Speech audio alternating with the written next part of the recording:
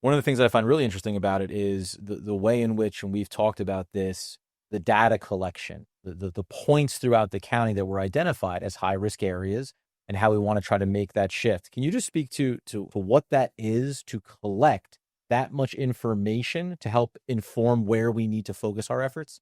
Sure. One of the things that Middlesex County planning staff have been doing is working with our prosecutors and our state police who track fatalities every day.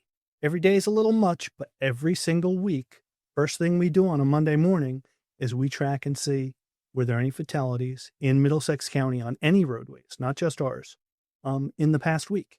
And then we meet with the prosecutors to say, is there something we can do about this? Are there trends? Are there locations? Is there an engineering or a planning perspective that we could bring to this to stop those trends?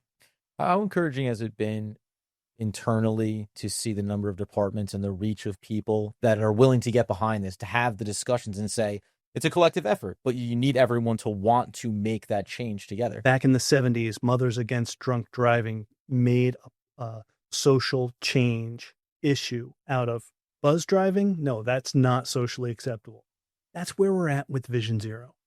Vision Zero, we know people are getting hurt and even killed on our roadways, and distracted driving should be that same kind of cultural shift of, oh my goodness, you did what? You'd be ashamed to say, oh, I was doing something other than responsibly operating my motor vehicle.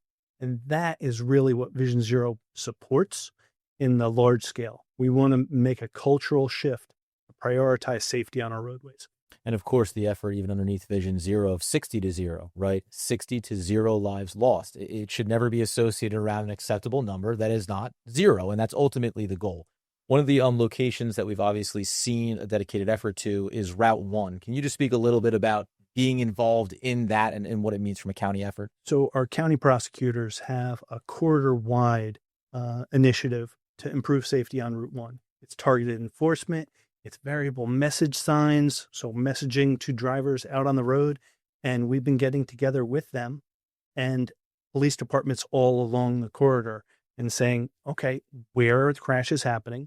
They happen to be at where signalized intersections are far spaced. And for the first time in a long time, people got to stop.